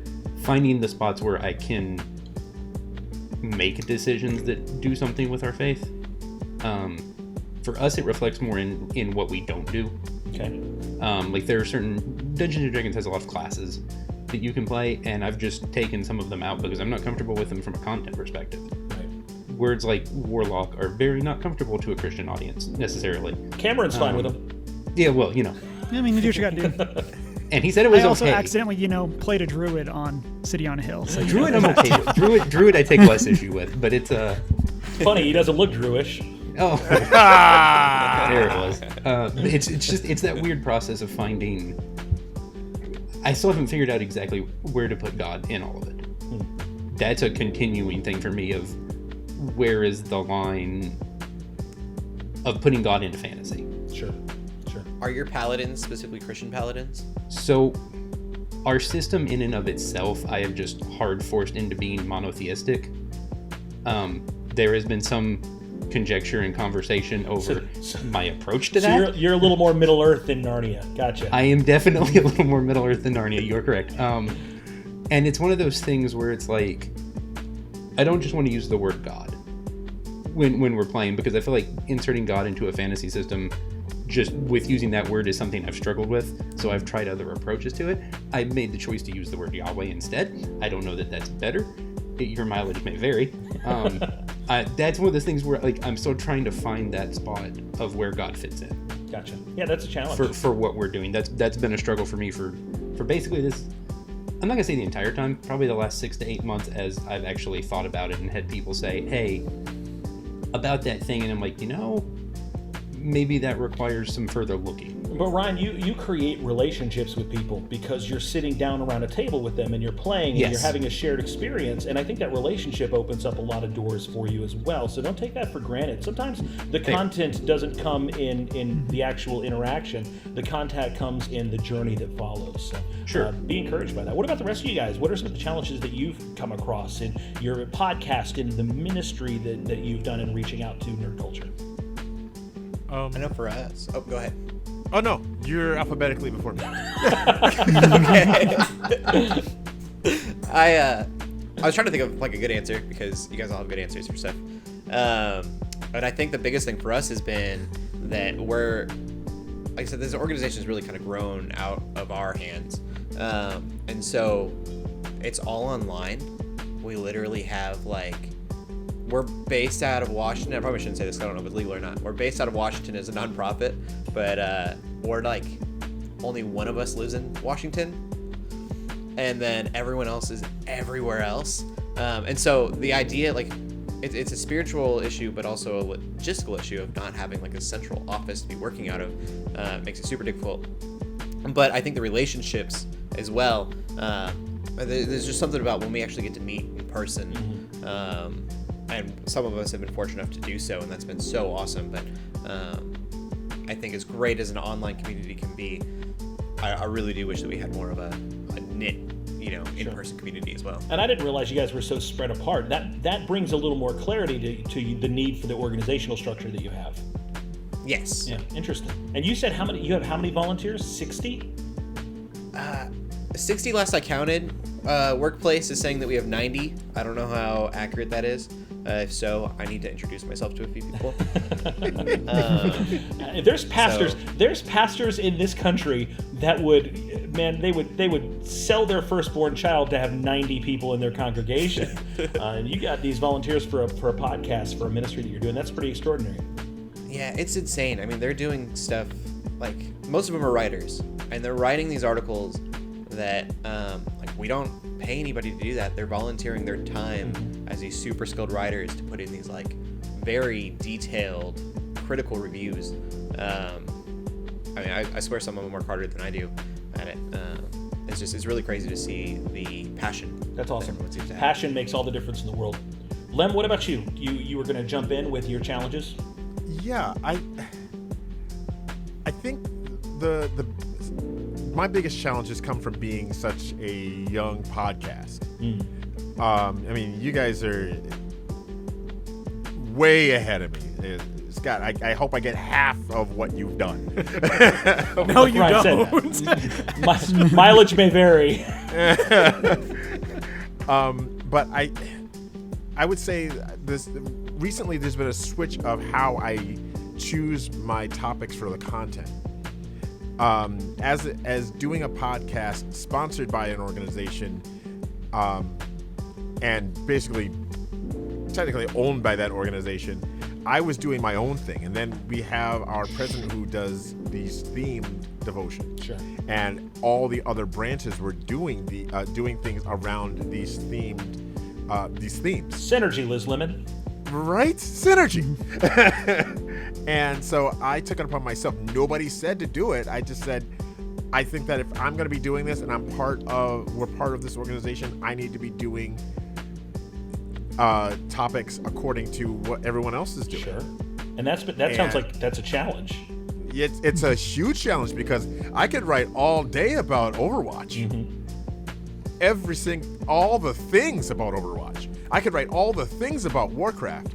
But if you say, not Warcraft, sorry, Warframe, because I don't know jack about Warcraft.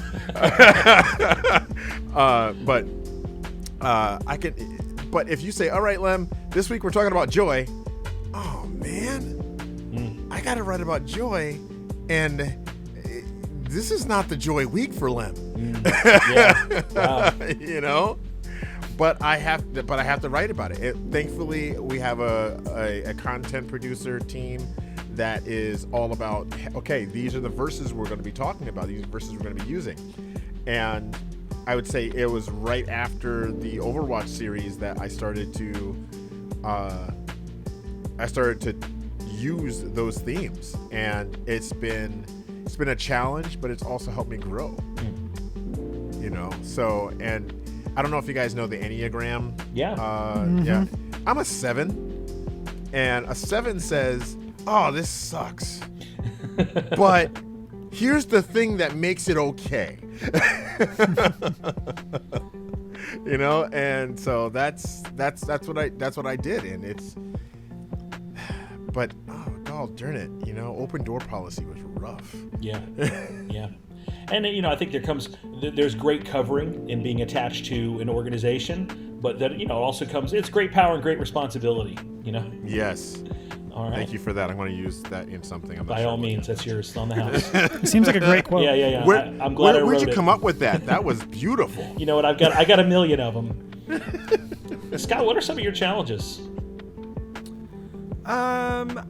Just, you know, like logistically, it's just a challenge to be sitting in my home on a Sunday afternoon and think, oh, I've got to write and record something so I can post it tomorrow, because I don't know why. Like, no one's making me, like, I don't know if you guys feel like there's nothing compelling you, Ryan, to do a actual play podcast. Like, I don't know what it, like, there's just, it's like, because I have, kind of, you said, Tony, I have relationships. I have people who have told me, like, I've shared before about some of my favorite podcasts that ended, and they've been like, well, that's exactly how I would feel if you ended your podcast. And so I think that's that relational compulsion, and just, you know, I'm a pastor, so I always have things to say. So I think it's just the time is a big challenge. And then in some ways, nerd stuff doesn't change. Like, oh, what MC movie am I going to talk about this week? Oh, what TV show I'm going to talk about. And so for me, it's more just the challenge of because every episode I have a segment called Jesus Time, where it's the devotional aspect, like, let's talk about Jesus. And that's probably the biggest, like, that's the part I spend the most time on, because if I'm talking about my Lord and Savior and how he relates to my life, I want it to be intentional and specific, and that's the part that I want to be encouraging. So that's also a challenge too sometimes, just like, you know, and that's when I have the crisis of faith, like, oh, like, I should have had more quiet times this week, because if I had more quiet times, then I'd have more to say during Jesus Time, and God hates me because I didn't have enough quiet times this week, and then I just end up well writing has dried up. Then, so speaking of Enneagram, I'm a 6, so I worry about everything in my life all the time. Mostly, I should be a Nazarene. Oh no, do Nazarenes worry about losing their salvation or not? I can't remember. No, they worry about losing their hair, I think. Good thing you're not a Nazarene, Tony. Hey, back up, Higa. So I think, yeah, it's just can I come up with something twice a week that is encouraging, engaging, and ultimately honoring to God, because that's what I want my life to be about in every aspect. And so, you know, for 20 minutes or 40 minutes a week, 20 minutes a time, can I find a way to do that? Yeah. Cameron? So I think one of the things for us that's always, and some of it was intentional, but one of the things that we intentionally wanted to do was to be less of that community and more of the people that were in communities. Okay. Unpack that if you don't mind. Yeah, so like one of the places that kind of, and this kind of, I'm a 3 on the Enneagram, so I just want them gold stars. You guys keep saying this, and I have to keep like swiping over to my Google to see what does that mean. Like, which one is that? Oh, you mean 3, the achiever, of course. Yeah. Whoa. As everyone knows. For those who don't know, I mean, you know. Thank you, because I have nothing right now. Whatever Enneagram type I am, I'm the one who learns what I am and then forgets about everybody else. Yeah. I know I'm an ENFP, if that matters. Ooh, I'm an ENFJ. Okay. Those I know. So Cameron, unpack that. You talk about community. Yeah, so the idea was that there's already a lot of great places for people to be. Like, what if we became the group that highlighted those? And so, like, whether that was, like, writing an article for a site, or whether that was getting someone on for an interview, or bringing people in and saying, hey, like, there's this, like, Christian D&D podcast. Like, we're going to have Ryan on to talk about Magic the Gathering, but there's also this other place you could go. And we were very intentional about that for a while. And one of the places that I think that we kind of worked ourselves into a corner was that we're pulling like decent numbers on our podcast. And of course, it's not all about numbers. Must be nice. But like, right. And so we're doing that, but we're not growing. Gotcha. Like, we're kind of just stagnating around the spot that we're at. And I think to some degree that was because we were not building our own community. And so we'll get into plugs later, but those tie in with this idea. And we basically wanted to say, well, what if we now were to transition this? And then what does it look like to have our own part of the community that kind of echoes this idea of we want to be good fans. Like, we want to be fans that are Christians or live Christian values. We want to also be a place that people don't necessarily feel like they have to walk or on eggshells because they play D&D or they play Magic. Sure. So what does that look like? And so that's kind of, like, honestly, that's kind of where we are as of this week, is that we're working on getting this figured out. And I use figured out, tentatively. Like, it sounds like you have a very evolved thought process when it comes to it. A great degree of intentionality might be the best way to put it. Well, I'm also an extrovert who's working from home. Oh, so, like, I just need, like, bouncing that's just off the walls. Yes. Yeah. And so, like, that's just kind of where I'm at right now, is I have way too much time to think about things because I don't have other people to talk to for 8 hours a day. Well, I'm so glad we can give you a release valve here in this context. But yes, that's like the big one for us, is just transitioning to having that community of our own, and trying to get towards that. As you guys have shared, I've heard so many different key words that just really resonate with me. And I hear it and I'm going, man, I go through so many of these same struggles, or I've never been able to articulate that. I feel this, but I've never put it into the words the way that you guys have. And boy, it really is. I don't want to use the word encouraging. It's great to know that the sufferings that we've gone through are common among the brethren. It's nice to know that from a different perspective, coming up with content and having to obey, but also to go with what's in the culture at the different moment, and continuing to maintain that community, and maybe even and Scott knows. Scott's sort of my I don't know. Scott and I have a really unique kinship. I think of him as kind of my accountability partner in a lot of ways. When I'm going through some moments, he's one of the very few people that I can be unguarded with. I'm in vocational ministry as well, so there's a certain level to which you can't afford to be vulnerable in your own flock. So I'm very grateful for the relationship I have with Scott, and I almost feel bad that I initially saw him as a rival because I didn't know how this kind of stuff worked. But I've even shared with Scott recently that I've had the thoughts of, like, the passion of our community, the passion even within myself has evaporated a little bit. It's sort of congealed some, and I don't know that I have maybe clearly demonstrated a vision for our team or gotten everybody rallied on the same page. Maybe we've just been doing it too long from too far apart, and we need rest. But I've even considered, like, pulling the plug on it and saying, hey, maybe what's the next thing? What do we do now? let's wrap this up. Let's call it a night. Let's turn off the lights. And I even talking to you guys right now about this is very strange because I haven't really articulated this publicly before. So that's difficult. It's difficult, and hearing you guys actually is really encouraging to me because maybe I need to reevaluate some different things and see where the value is.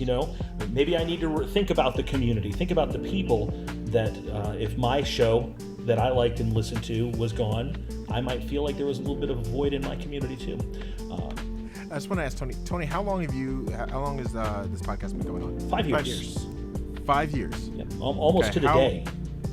So, quick question: how long has Billy Graham been doing it? Oh, he went there. I love it. Well, Billy Graham's dead, so right. So how long is So that means you're just catching up. Is his ministry done though? Yeah, and no, it's not. No. Who are you? All right. Who are you? Who invited this guy to speak prophetic words into my life? Shut up, Nathan. Nobody cares about your stupid story about the sheep. Nobody cares. See, I'm over here like following Lim on all social media. I'm like muting the mic so I can type things in so I can look at them later. Like I'm like, Lem, do you need a new friend on the internet? Cause five. I need at least 5 new friends on there. I think we found 5. I think we've covered it now. But that's a solid word, man. And isn't it funny how we can know something's true, but without the accountability of brotherhood, we lose perspective on it. I think that's one of the great things about listening to a podcast, because it feels like you're having a conversation with people. Like, how many times do you listen to a podcast and you're just nodding and you're agreeing and you're going, yeah, I mean, I get that. And I could have said that, but I needed to hear you say it. And that's maybe that really is one of the great values of what it is that we do. We play video games, or we watch movies, or we read comic books, and we have these experiences, we have these feelings, and we don't know what to do with them. It's just like, give me a greasy cheeseburger, because I don't have another outlet that I have for this. And sometimes it's good to have someone just kind of hold your hand in the middle of it and say, yeah, we're feeling that too. Let's think about the story that God's telling through this. When you see, playing The Last of Us, when you see a sacrifice, a compromise that's made, somebody has to do something that they don't want to do, and it costs a life to redeem a life. Why does the ending of The Last of Us make us feel uncomfortable the way that it does? And let's compare it to why there's a story that God's telling in our life and what we're programmed to expect, what it is that's in our heart that we have a yearning for. And there's a great story, there's a great gospel to be brought out of that. Thank you, Lim, honestly, for being candid enough. Yeah, don't thank me, because I heard this the other day. For those of us that have kids, have you ever let your 2-year-old help you sweep? Yeah. Okay, and how good of a job do they do? I've let my 18-year-old help me sweep. Very much the same. Very similar. They usually don't do such a great job. So what do? You sweep, right? And the job gets done. With our Heavenly Father, we're the 2-year-old. He's gonna make sure the job gets done. We just are there along for the ride. That's do the thing. That's I God Games and Geekery. Right, you can download it wherever fine podcasts are consumed. I'm like literally over here on their Twitter, and stuff like that. The real race is like who can DM him first to have him as a guest. That's right. Already done it. Won that race. Just kidding. Yeah, totally. I'm gonna be quiet. You talk. Yeah.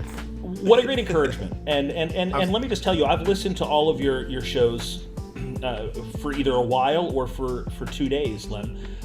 And I've found encouragement in what you guys do. And please, let me just encourage you. You're not in it alone. I love that we can come together. Nobody came to this talk tonight. Nobody came to this league this evening with a grudging or necessity or an attitude of like, I've got to peacock, I've got to strut my stuff, I've got to walk in here acting like I'm something I'm not. I'm so grateful for the level of humility, vulnerability, and openness, honesty and directness that we can share with each other. We really are here together doing this with the same mission, different voices. Maybe we talk games. Maybe we talk tabletop. Maybe we're talking comics. Maybe like Scott, we're just talking our own particular neuroses and anxieties. But the mission is the same. How would you tell someone with your voice through your platform, if they're trying to find truth and peace and hope, if they've tuned into this podcast and they don't know what it is that they're looking for, what would you speak to them to encourage them today? Can we go in reverse alphabetical order? Yeah, you just jump in whenever, as the Lord moves. You know what? Everybody just mute. Lem? I was like, oh no. We're just gonna mute that real quick. And Now, what would you do if somebody's trying to find Jesus today? And we can talk about the wins, and I wanted to. I know that this show's kind of getting a little late and a little long in the tooth, but people come from all over the place with all manner of weight and burdens and heaviness and hurts. They're looking for hope. I mean, that's what the world needs right now is peace and hope and love. And we know that we find that perfected in the person of Jesus. How would you package that for someone that shows up at the doorstep here looking for it? for me, it's particularly because we play a lot of Dungeons and Dragons, and it's kind of an awkward starting point for a lot of things. It's that I don't want people to be afraid to ask questions. Okay. And I think that works when you're coming both into D&D as a Christian, from a Christian perspective, or into Christianity from just a general nerd perspective. I think people are afraid to ask questions because they're going to either be told they're wrong, or they're just going to be shushed and, don't think about that, don't worry about it, whatever. I think if you're trying to find a starting point, being willing to ask questions and not care what people think about you asking them is a big deal. I think you have to be willing to, because I'm 32 years old. I've been a Christian a long time. I still have a lot of questions. I have more questions now than I've probably ever had in my entire walk with God. How long have you been a Christian? Your entire life? The vast majority of it. I grew up at church, and sometime in elementary school. How long have all of you guys been believers, followers of Christ? Just kind of go around. Cody? Junior year of high school. Okay. Cameron? I'm 20 now. Oh, how long then, Cody? I'm 28 now. Okay, so about 10 years, a little more. Yeah. Cameron? So I grew up in the church. I was baptized in, now I'm not remembering, the 2013 we'll go with. Lem, how long have you been a believer? Since I was 5 years old. Okay. Scotty? And that puts it about 40 years. Okay. Scott? Yep. 5 years old, so puts it about 15 years because I'm really young. As long as you don't put out photos. That's right. That's fine, yeah. I've been saved since I was 13, so it's about 27 years for me. 20, I don't know. I'm bad at math. 25 years, something. Just, you guys carry the 4. I told you I should have paid more attention in math class. And I think that we're part of the institution of Christianity, and sometimes when we're inside, we do a lot of shop talk and we forget what it's like to come in from the outside. We take for granted that people kind of know our liturgy, people kind of know what we do, and coming into church, coming into Christ culture from the outside for the first time, it's not a user-friendly platform. Not even a little bit. We have not designed church culture to be like y'all come. We think we do. But we still speak King James to everybody, we still, we're relevant, but in our own dialect. You think your greeters are really nice and friendly, but they're just a little too friendly, A little too friendly. It's like, I'm uncomfortable. Why? I don't want to shake that person's hand, not just because of COVID, but just because they got that look, they got that brown suit on from the 70s. I don't know if I want to be their friend. Yeah. I'm sure you're very nice, but to me. Makes note to change suit. Yeah. We've to some extent. You can pull it off, Lev. You can pull it off. We've made ourselves not user friendly. Yeah. to the vast majority of people. So how then do we communicate, and for the rest of you guys jump in on this, how then do we communicate the gospel to someone who is very comfortable with the MCU, or very comfortable with Xbox or PlayStation, or very comfortable with Minecraft or Pokemon, but churches... I think it goes back to we were talking about Dungeons & Dragons in the 80s and how, and like you haven't seen Harry Potter because it's very torn away and people were like burning Harry Potter books at one point. I feel so attacked right now, Cody. You're welcome.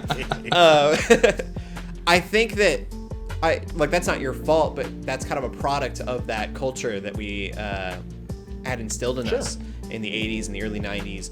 Power Rangers were evil. Ninja Turtles were evil. Wait, God, Rangers were God evil? help you if you watch The Simpsons. You were going straight to hell. And so I don't think the church is very against that stuff anymore, as much as it was at least. Yeah. I'm in Arkansas, and so it's here a little bit. Come to California, man. Do whatever you want. It's great.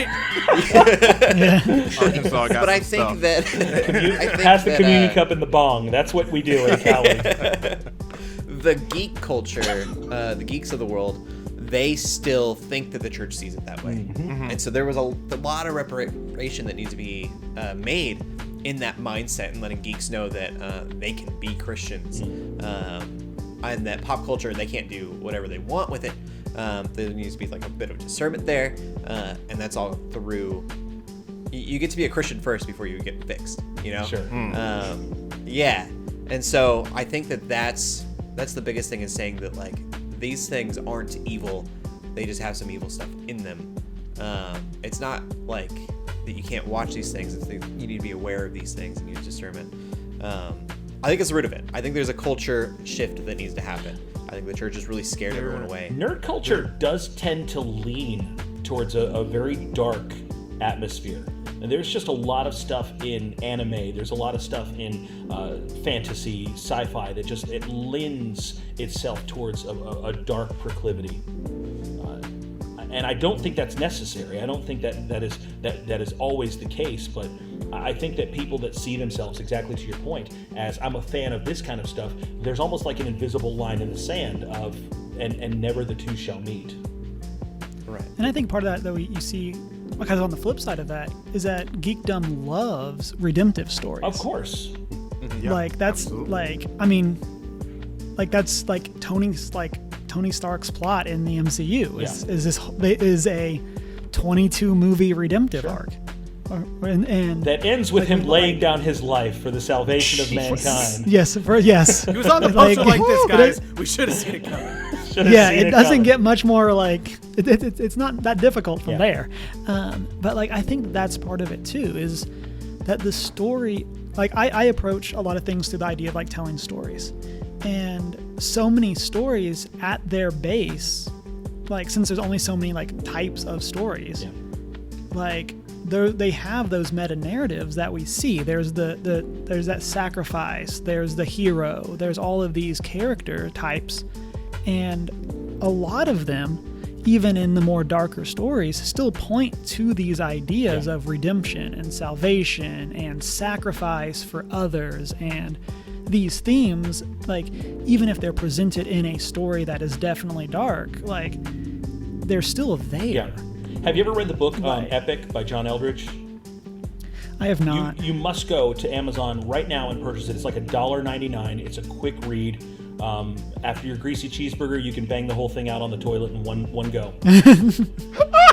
But it's fantastic, and he kind of talks about the common themes of the hero's journey and what we see in stories of love and loss and sacrifice and overcoming evil. And he uses references like the from The Matrix to Lord of the Rings to Chronicles of Narnia, and as he draws them all together, he points out a very poignant gospel story. I have probably given out 50, 60 copies of this book.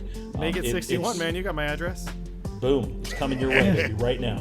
I really resonate with I What is this called resonated again? with Epic by John Eldridge. Epic by Eldridge, thank John you. Eldridge, yeah.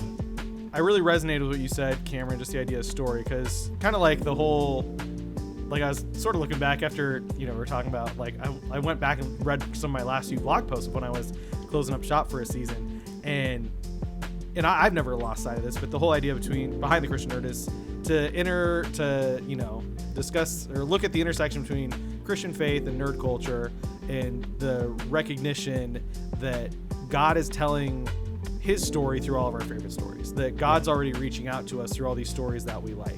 And so in Luke 15, it's the father running with arms open towards the prodigal son. But for those in nerd culture, it might be, like we said, it might be Tony Stark with his arms spread wide on the Avengers Infinity War poster. It's Zuko and Uncle Iroh. Come on. Yeah, and so it's just this idea, like the reason these stories resonate with us is because there's this deep-seated part in us that longs to be redeemed, that seeks redemption, that seeks to find wholeness. And I've thought about it a lot in terms of Star Wars versus Star Trek. I like both of them, but Star Wars has become our cultural narrative, while Star Trek is sort of this thing that's still, like, it hasn't crossed over into mainstream nerd culture. It's still something you have to watch on CBS All Access. It's because Star Wars tells a redemptive story, and Star Trek tells this, I lost the phrase. Secular wagon train to the stars. So, yeah, this secular humanistic wagon train to the stars, where God isn't present. There's no need for redemption because humanity's already solved all its ills. And that doesn't resonate with us because we don't see that. Like that. Yeah, the closest thing we have to God in Star Trek is Q. Yeah, like we're broken on the inside, so we know that Star Trek's reality isn't possible. But the resolution of good over evil in Star Wars, that's something that can be achieved. That's something that has already been achieved at the foot of the cross with Jesus' death and his resurrection in the empty tomb. And so I think that's where I would try to engage with people. That's where I have tried to engage with, like, maybe it is a Jesus juke, whatever, but like, hey, like, my heart sings when Gandalf shows up in the Two Towers. Come on, dude. I still get goosebumps when the Resistance flies in on Taco Donna in Episode 7. I still, to this, like, I will hear the music, help arrives from Infinity War when Cap shows up. And, come on, dude. Like, those things get me because that's what Jesus does. He rides in on the third day and redeems us. And so my heart sings at those things, and people know their hearts are singing, but they don't know why.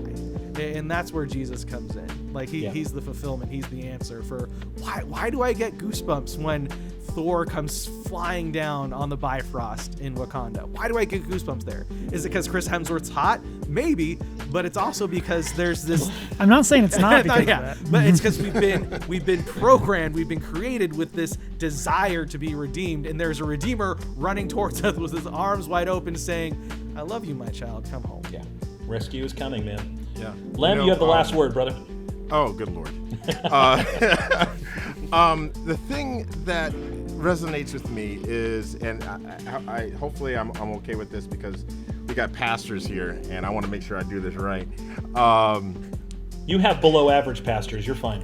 Neither of us are senior pastors, so. Yeah. Like my mom said when I was a youth pastor, are you going to be a real pastor someday? Trying, Mom. 1 Corinthians 9, 22 and 23. I'm sorry, 1 Corinthians, Cameron. I'm sorry, 1 Corinthians. 1 Corinthians. You don't want to confuse. Man, I grew up with first. So. To the weak, I became weak to win the weak. I become all things to all people so that by all possible means I might have some. Bro. I do all this for the sake of the gospel, that I may share in its blessings. Wow. Now here, I want to do something else. That was the NIV translation. I got to hook y'all up with my favorite translation of the Bible.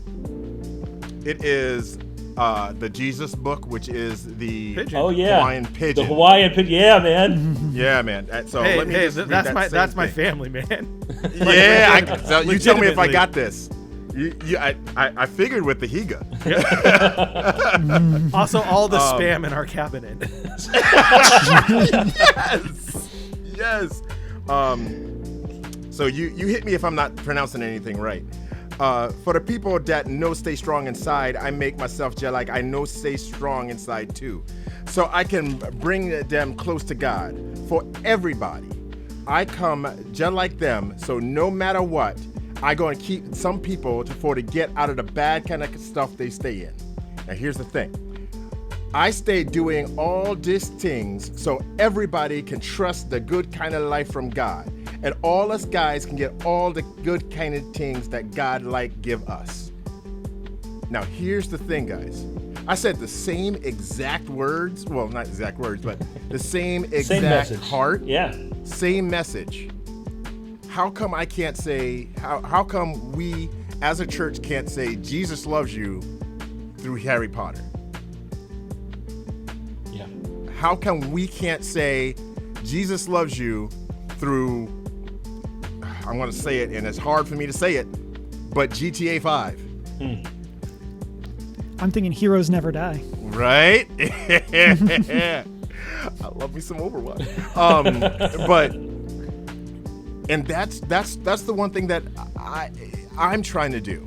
And sometimes it comes directly from content and story in the game, and sometimes it comes from me taking images in the GTA Online and putting a story to it. Hey, where'd you get that image? Well, I got that on GTA. You play GTA? Well, I do it because this is what God's put on my heart and how I'm going to spread the word. Yeah. And just because you said that was GTA, I know that that's what you play. Let's talk about GTA, and let's also talk about Jesus. Yeah. Yeah, that's powerful. I have a buddy from college who is not a Christian. He runs anime conventions all across the world. Whether he puts them on, I mean, seriously, big mega conventions where people come in celebrating anime culture. And I'm not an anime guy necessarily. When I was a kid, we watched anime. It was called Transformers. It was great, but I don't know from a Gundam. So he called me up and he said, "Hey, we're doing this convention. It's in Orlando. We're celebrating the 25th year of a show called Neon Genesis Evangelion." And I don't know. I'm familiar with images of it, so it's giant robots kind of fighting each other or something. I don't know. I figure it's like Voltron. So I said, what do you want me to do? And he said, well, you're a pastor. So what I'd like for you to do is watch this show. We're doing a convention where that's going to be the focus of the convention. We've got all the voice actors. It's just going to be a big Evangelion deal. And what we want to do is we want to put on a panel where we have religious leaders talking about some of the religious symbolism in the show. Okay. Well, I'm a religious leader, I guess. So sure. So he sent me over all the DVDs. I watched the entire series. I took all kinds of notes. It was not at all what I thought it was going to be. You want to talk about expecting rescue and kind of, the predetermined heart that we have of just like, yeah, everything's going to work out great. And the hero's going to get in that Eva and he's going to save the day. And that is not what happens in Neon Genesis Evangelion. Not at all. Spoilers. Yeah, spoiler. Well, no, it's pretty obvious that your hero is not very heroic right from the start. And so I watch this, and I just see all kinds of spiritual context and imagery and references in it. So I get to the panel, and there is no panel. It is just me. And he's like, you got 90 minutes, go. And I'm like, fantastic. And for 90 minutes, I talked about Neon Genesis Evangelion to a full conference room and just spun the whole thing into a gospel presentation. I thought, I'm going to be stoned. Like, people are going to throw tomatoes and cabbages at me, and it's just going to be a nightmare. And they didn't, because I talked about the thing that they cared about first. I looked at the thing and respected the medium that they were invested in first. I didn't trash it. I didn't down it. I spent the time. I watched the episodes. I did my research. I was able to discuss it intelligently and with a lucidity that they valued. I put my thoughts forward, and they could not wait at the end of that conference, at the end of that panel, to come up to me and share their thoughts. And now I'm having a conversation with people that I never, ever would have had an interaction with, ever. Because I met them where they were, I had instant credibility. Because I had credibility, the gospel that I was bringing had credibility. And they were able to hear more about Jesus at an anime convention than they ever would have heard in church in their lives. And the two things that happened that day that determined what the Nerd of Godcast would become is there were believers that were there, dressed up in armor with giant swords and spiky hair, and they came to me and they said, I had no idea that it was okay for me to be a Christian and like this stuff. I've always kept those two things so separate. And the other context was people who had nothing to do with God, nothing to do with Christ, nothing to do with religion, that came to me and said, "You've really changed my mind on the way Christians view us, because I always thought that you guys would just look down on us for dressing up and for coming to something like this." And that's been the two things that have driven us this entire time, is empowering believers to let their light so shine while they're in that world, and changing the perception of non-believers to see that Christ is for them right where they are. And I see this in your podcasts. I hear this in your hearts tonight, and I'm just so grateful for your ministries. If there's nothing else that we can do, if people have logged out of this thing an hour ago and just signed over to listen to Lem's podcast, there's like 6 minutes. It's a lot easier to get through. That's a lot easier. They have listened to all 18 of his episodes by now. Then let me just be an encouragement to you guys. And I'm doing it semi-selfishly, because as I encourage you, by golly, if I'm not feeling encouraged myself, I mean, I just really am. So I'm very, very grateful for you guys taking your time to be with us tonight. Let your light shine, because what you're doing it's very niche, and not very many people are doing this. Pastors can get up and make sports references, they can get up and make political references, but very few are getting up and talking about Star Wars. Very few are getting up and making Back to the Future references. Very few are dropping lines, from The Legend of Zelda. There's a need for it, because the culture is there. That's where they live. And the church is hanging on by a thread when it comes to relevance in our culture today. What you guys do makes a huge difference. So please be encouraged and be blessed in everything that you do. I hope that you guys receive that with the heart that I share it with. Hey, quick question though. Sure. When is NOGCon? Well, we'll compare calendars as soon as we go off the air. We'll see when you guys can get down here. Everybody wants to come to Orlando, man. So yeah, my wife would be all over. Rock and roll. Scott saying no. I've not spent 4.5 months inside my house to go to Florida right now. Well, let us just pray for whoever's playing Jumanji to go ahead and finish up the game so we can all get that. Cameron needs to go outside. Yes, I need to talk to somebody. Cameron, you can at me I still any day, can't believe baby. you met your wife on your podcast. Like, I did not know that. Man, And that's that's incredible. Listen, you gotta go with what you got. Play the hand that is dealt to you. Let's talk about you guys real quick. What are you guys promoting right now? Cody, Geeks Under Grace. You guys, I heard on I think it was your latest podcast, you guys are doing a big pledge drive coming up. Tell us a little bit about that. Yes. Yeah. So I know pledge drive. That word is like, oh no, it's gonna be terrible. I get it, Christian don't radio go station. check them Your out for listener the next 2 supported. days. Yeah. Our pledge drive is really fun, actually. It's not on the podcast itself. It's actually on our Twitch channel. We're going to be playing video games for 48 hours straight, starting August 28th at 5 o'clock Pacific Standard Time. We will be tired. We will probably eat spicy foods. It's always a ton of fun. And then the GoFundMe for that is live right now. So you can go check that out. We'll link to it. If you like, that money's going to a new website, because the website's a little slow. And they can find that dated. link on your old slow website, right? That's geeksundergrace.com. Yes, geeksundergrace.com. Very cool. Ryan, you got a new campaign that's going to be coming up, right? Yes, we are moving into campaign number 3. I am giving up the DM screen for wow. basically the first time in show history for more than an episode, which will be a whole thing I'm not entirely ready to do yet, but hey, that's next Wednesday, so we'll be fine. One of my Plenty players. of time to go through your existential crisis. Yeah, it'll be between now. fine. I've got 7 days. I Just found let out today go and we're let God, fine. my brother. Let It'll go be- and let it'll- God. Amen. Who's DMing? Grant from the Saving the Game podcast, who is one of our regular players, Very cool. is going to take over the DM screen, and I'm going to play, which I have done literally 2 times in show history, I think. So you're going to be a tiefling warlock, right? That's a thing I'm absolutely not doing, because neither of those things are in our game. But it's going to be a new thing for us, but I'm excited for it. Get something a little different for the audience. I get to play characters and not have to worry about 97 enemies per combat. It'll be good. I'm excited about it.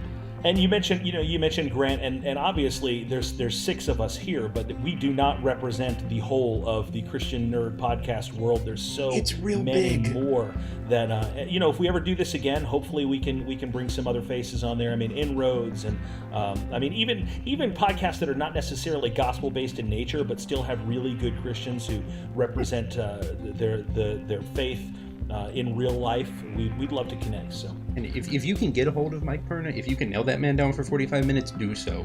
Okay. From Inroads, if you can get a hold of Mike, get a hold of Mike. He would love it, and I think you would love to have him. Fantastic. I'm gonna go next. I have to put my daughter to bed. Oh, so, Scotty, what are you promoting? Nothing. Go to thechristiannerd.com. Follow me on Twitter at Scott Higa. Thank you guys. Thank you, Tony, for putting this together. It was very nice spending. I've met Ryan, and I was on a Twitch channel with Cameron before. But Cody, Lem, very nice meeting you guys. I'm going to go read some books and listen to some Descendants music before bedtime. Good night, Scott. Have a good one, Scott. That's good. Good night, Internet. Okay. Lem, tell us what you're pushing. Yeah, now life promotions. You guys do all kinds of stuff beyond the podcast. Oh, yeah, absolutely. What are you pushing, and you can find out more about that on our new venture on Twitch. We are twitch.tv/life promotions. We play video games and talk Jesus. Or as I like to say, we headshot noobs and talk about Jesus. So if you're not headshotting noobs. Why are we even here? What's this all been about? So if any of you, I want to invite you guys to check us out Tuesdays and Thursdays for summer hours. We're doing 7 to 10 p.m. Central Time. And we just hit affiliate. So if you've got a Amazon Prime account you're not using for your Twitch Prime, I know a channel. What are y'all playing? What are y'all playing right now? Tuesdays we play Overwatch. Okay. And Thursdays we play Minecraft. Who's your go-to character in Overwatch?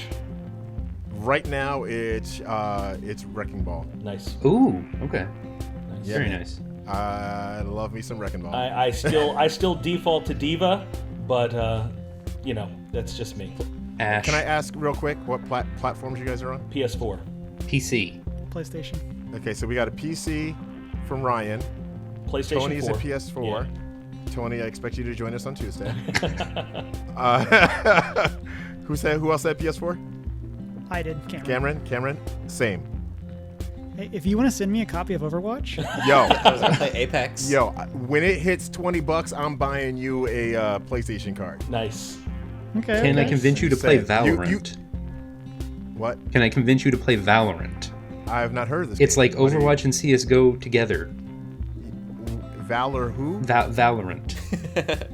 I don't think he's getting it. I'm not, but that's okay. That happens a lot to me. It's nah, fun. man. Ryan also wants you to play Overwatch for Pokemon life. Go with him I do. right now. Okay, I do Ryan, want you to do that. I will Pokemon Go. Okay, Alright. I can live with that. We'll take that. Or as my friends call it, Pokemon Go. Cameron, what's going on in your neck of the woods? So we recently launched a Twitch. This past Monday was our first official stream of Gosh, that. am I So that's- behind on the Twitch thing? Like, what in the world, man? We're streaming on Twitch tomorrow night on our side too, so I mean, it is what it is. I'm like And the last I will holdout. be I'm there. Betamax here. I'm like, no way, guys. I'm not Cameron, turning. what's the Twitch channel? So that's twitch.tv/onegeek411. Not one ST geek. Yeah, The correct. ST Again, we had, stands for like- Shanine Thompson, I believe, right? It does now, yes. And so that is, yes, that's also a great thing is we just added 2 new hosts. They're both going to be on twice a month. And so one's Shanine, who's from The Hoot and Howl. The Hoot and Howl. I always add the extra V. Which is a great blog that people should go check out. And the other is Emma. Yes. The other is Emma, who is a good friend of my co-host. And she's guested on the podcast several times before. And so we just added them both. We're going to launch this Twitch. And then we also have a Discord. I will remember to send Tony a link to that after this so it can be in the show notes because I forgot to do that earlier. So that's my bad. And then we're wherever you find podcasts. We should be on everywhere. Nice. And then I'll need one of you guys also to send me instructions on how to make show notes. I'm not a So what you do is you just title the name of the show. Check out First Geek. That's what it is. 411. Okay. All right. That's the episode that's- name. Just Yes. a pretty much. hyperlink right to it. That's all. Yes. Easy enough. Easy enough. Well, we are so grateful for you guys stopping by. Thank you so much. Time is one of the greatest resources we have, and you guys have invested it in the kingdom, and tonight you've invested it here. So I'm super appreciative. I give my full endorsement for you guys to like, share, subscribe, follow, leave ratings, tag them, hashtag Cody and Cameron, and let us know all the things. We're thankful for your time tonight, guys. From all of us here at the Nerd of Godcast, please follow us online as well at Nerd of Godcast across all the social medias, or join our Nerd of God Squad group on Facebook. We would love to keep this conversation going and meet you where you're at. Let's talk about the things that encourage you, inspire you, and get you motivated to geek out and give glory to God. From all of us here in the League of Nerd Christian Podcaster guys, and to all of you out there, we love you very much. We bless you. Until next time, we ain't got to go home, but we can't stay here.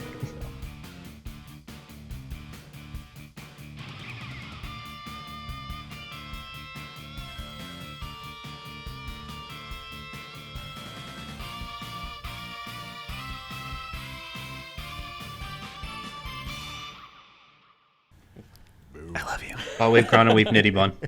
Paul, I hate Steven's not here. I had to do it.